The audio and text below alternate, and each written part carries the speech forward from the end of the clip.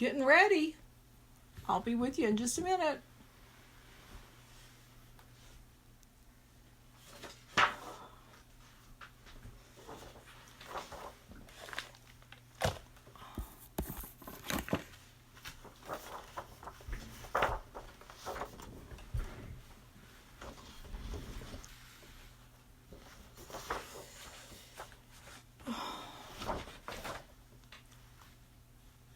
This is Sarah Poff, and those art hands on Poff's portable programs. Well, there went part of my props. So we'll just keep going. I wanted to introduce you to my doll, Teresa. So Teresa is, she is almost as old as me. She is 50. No, I'm sorry. She is 61 years old. The reason I know for sure is because my mother gave her to me the year my sister was born. But don't tell my sister, okay? She doesn't need to know how, she doesn't want me to tell everybody how old she is. So I brought Teresa in so that she could kind of demonstrate. Because I thought about I could demonstrate. And I was like, no, I don't think so. I don't think I can do a live shot by myself and show you. So we're going to make power bracelets. And we're going to talk about a cape that you could come up with. I'm trying to always come up with things that you might have at your house. And then at the last minute, I thought about she needs a mask. So I fixed one real quick. So forgive me if it doesn't match and all. But, it's like my brain is always thinking about art. Always thinking about art, seems like. So, but I was thinking about my brother and my daughter's nephew on the other side. He wants something to do, and he's in kindergarten. When my brother was in kindergarten, he used to take a towel and a pen, because that's when Batman and Robin were popular. And he used to take that towel and put a little pen in it and run around the house. He and Jackie, the next door neighbor, she was Robin, and he was Batman, and they had an awful lot of fun. And I thought, oh, everybody has towels, and so that's why I thought I would throw that idea out there. Okay, so today we're gonna make power bracelets. Hi, I see I have some friends out there watching me. Hi, Janelle. Hi, Heather. So you can take any kind of tube. If you don't have a tube, you could actually just take construction paper and just wrap it up in a roll and then create around it or create on it. So I have still have a bunch of tubes over there. We art teachers keep things other people don't keep. I'm going to measure this one. I'm going to show you what this looks like. See, I did yarn. I've done them before when I was in the classroom. I did them without yarn because it took a lot. But I think, when I'm doing it with just a small group, it's going to look so much better, and it's going to be so much more fun to take the yarn to lace them up. So I'm going to go with yellow paper like I did here. But I also found some pink wrapping paper, and I thought, well, somebody doesn't have construction paper. Maybe they have wrapping paper, or maybe they have some kind of fun tissue paper. If not, they could just create with markers, color the towel with markers. So I did some girly ones. I have a granddaughter, and so I did that. So I just cut it, glued it on there, and then put it so it could be laced up. All right. So I'm going to just do the whole yellow roll just because I think it's easier that way, and then we can add some other things on it later. So one of the skills I think the kids ought to be learning is to see how much paper it takes to do this. They don't need to put it in the middle. They don't need to, you could just roll it like this. But if you're wanting them to gain some more math skills, some more deciphering skills of how to make things happen, then you should do this with them.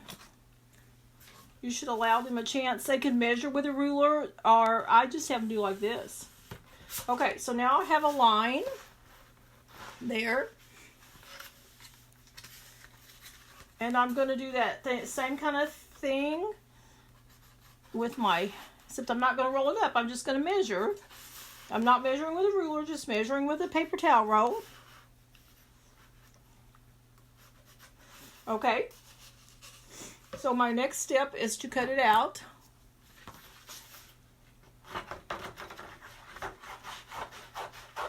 I can just see the kids going around the house, up and down the stairs, and maybe outside if you let them have a little bit of time outside, just kind of having a lot of fun, chasing each other around and seeing who could pretend to climb the walls. I don't know. I have some people who they walk their feet up their hall on each side of their hall, and the kids try to do that. I don't know.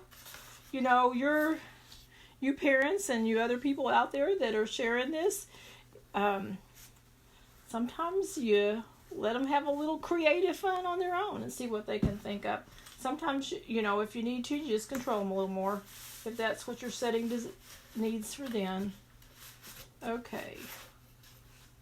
Now, when I'm doing this, I'm using some actually scrapbook paper that's a little bit thicker just because that's what I had in my art studio.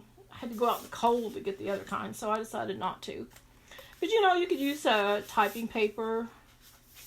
You could use colored copy paper, scrapbook paper, wrapping paper, whatever you desire. Clothespins, I did clothespins. However, you could use paper clips. If the kids are holding it, they could just hold it.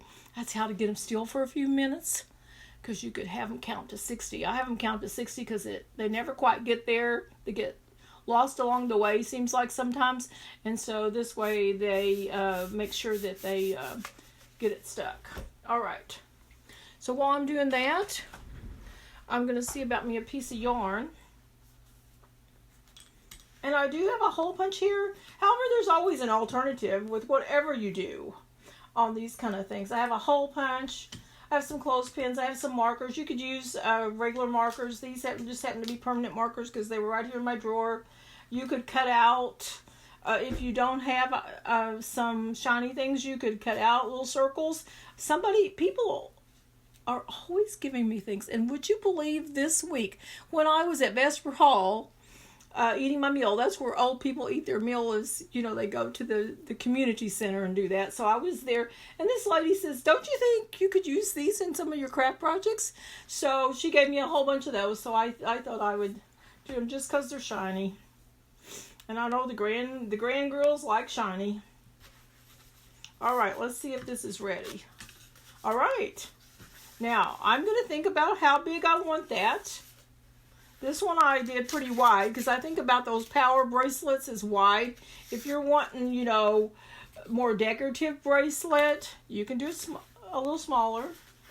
That's just kind of up to you. Then I'm going to take, I have a sharper pair of scissors here, so if you're letting a younger child or a younger child's doing this, you might need to do that part for them. So just stick a hole in, but still let them have the experience of trying to cut. They won't gain those skills if we don't let them try. And then if you need to cut it because they are having trouble, we'll just cut it. Okay, so I'm going to do another one. I'm going to measure there again. I'm going to measure because I want those to be the same height. Or same width when it gets on my arm, I guess I should say. Just depends on how you look at those things. Okay, I'm going to poke again. Then I'm going to go around. Now, you could draw, all the way around if you're having trouble knowing. I just kind of guess when it's something like this that doesn't have to be precise. I just kind of give it a guess. And so then I can make me another creature. Another animal or some other kind of creature out of that part. I thought about this one because the green girls like pink. So I found some ribbon that was already curled. Alright, I'm going to just cut this where the line is, where that paper came together. Just because that's a easy place to suggest, and that way that can be on the back.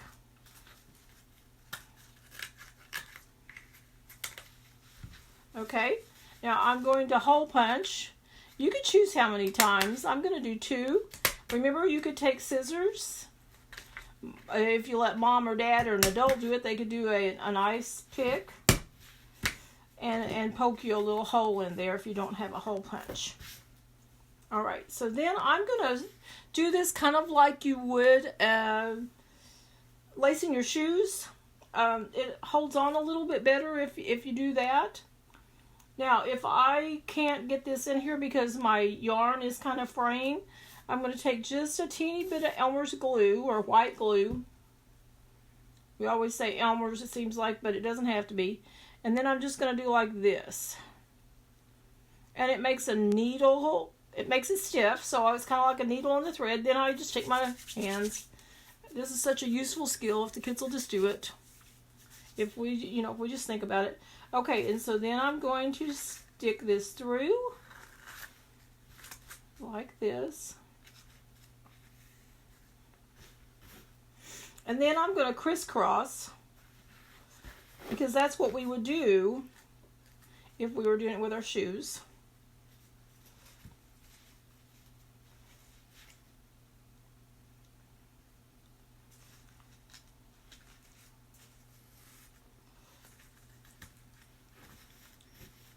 So there's a lot of good skills thinking about how to put something together, how to make it happen.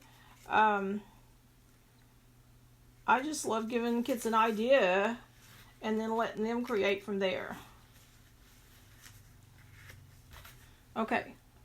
And so then they can just slip their hand in here, and probably have to have someone else tie it for them. But that holds it on a lot better. So then I have over here my trusty little diamond shapes. I guess they aren't a diamond, are they? They're a circle. You know, sometimes if I don't say it right the first time, I just keep saying it till I figure out how to say it. I just keep going. And just keep going with it. So you can have a design. Some children like it to be a design. Sometimes it doesn't, some people just like it to be random. So last night I was thinking about it because I have done the rhinestones like that and made an Egyptian costume with it. Like I said, these make me think of Power Ranger. And so, I like to just pretend. Those who know me in my real life, I like to pretend. Okay, now I was thinking about that mask and that you might like to have some mask. Yeah, Heather says, do I have to have yarn? No, you can use ribbon. You could use string. You might have elastic, in your sewing kit. Just any of those kind of tools will work. I just happen to have these supplies around in my art lab, and that's why I used them. So then let's think about a mask. I want a circle. See how I kind of did it circle-ish to start with. So I'm going to think that this is pretty close. So I'm going to fold this paper in half. And I'm going to take a circle. It doesn't have to be a circle. It's just, like I told you, I thought up Power Rangers. I thought up, this is something that kids played, Batman and Robin, and they might enjoy this so that you would have a craft that they could enjoy, but then they would go on. And then I thought about, for the girls, Princess. So maybe you have a pink towel, and that could be their cape. And they could make, instead of a mask, they could make a crown. Okay, so I did a circle. And I want to leave a little bit together here. I'll show you after I get this cut.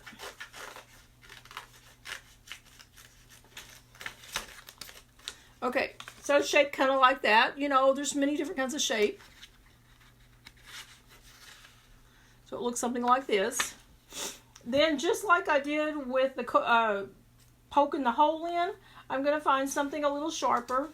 I often think about a compass. However, I know that the kids don't use compasses like the kind I used to use that had a point. Theirs don't have that. So then I'm going to just cut me a little hole. After I punch it out, I'm going to cut me a little, circle, oval. The main thing is that you can see out of it. Let's see if I scoot around here. Oh, maybe I need to do like this. All right. And then you can take and elastic actually would be the preferred thing probably on this. I took mine to my daughter's house last week and I did not bring it back home. I left it for her. So I don't even have elastic at the house right now, I don't think. But they were making masks over at their house, so they needed it, and I didn't need it. Then I'm going to cut me 2 pieces. I took 1 piece and cut it into 2. And then I'm going to tie it on each side. Now remember, you don't have to have a hole punch, just something that you can poke in there to make a hole.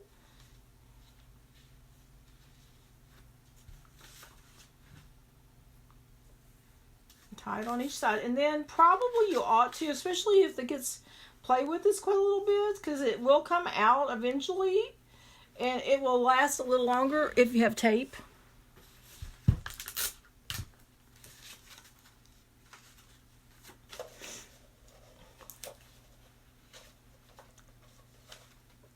Hi, Haley. How are you?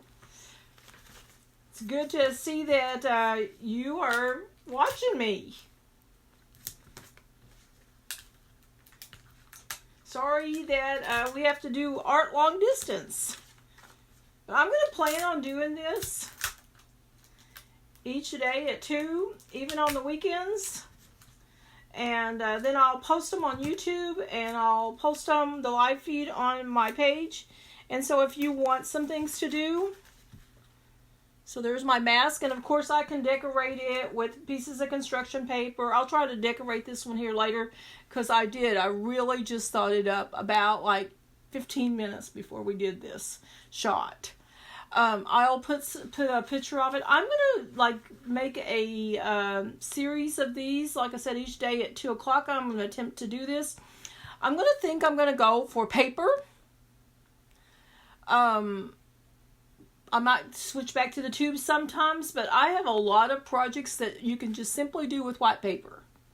I used to call it a white paper workshop. So Haley says, good. Are we going to do, yes, I know, everything's changing. She's asking about coming to my house, because I do have some students that come to my house. And I don't know, we're just going to have to see what happens on being able to go out in public and do. I had some workshops scheduled with some of the local entities, libraries and museums and such, and I don't know. I'm 60 plus, and I have some breathing difficulties, so I'm not sure what I'm going to be able to do. But I will tell you, I'm going to be on this video, and I'm going to be making some. All right, well, I'd probably better go for now. Don't forget that you can go to your bathroom. Now, Teresa's a little old, so she could fall over here. She's got a broken arm, but she's had a broken arm for 25 years, maybe more. Oh, I think more. So I just took a towel. This one's a little towel because Teresa's little. That's the name of my doll, Teresa. And then I just put a pin in it, and that way we made it. And then this is something that, of course, you can just put right back into your towel drawer once you finish. All right, thanks for watching, everybody. I appreciate it. We'll talk to you soon. See you tomorrow again at 2 for something done with paper, white paper. Have a nice day now. Teresa says bye.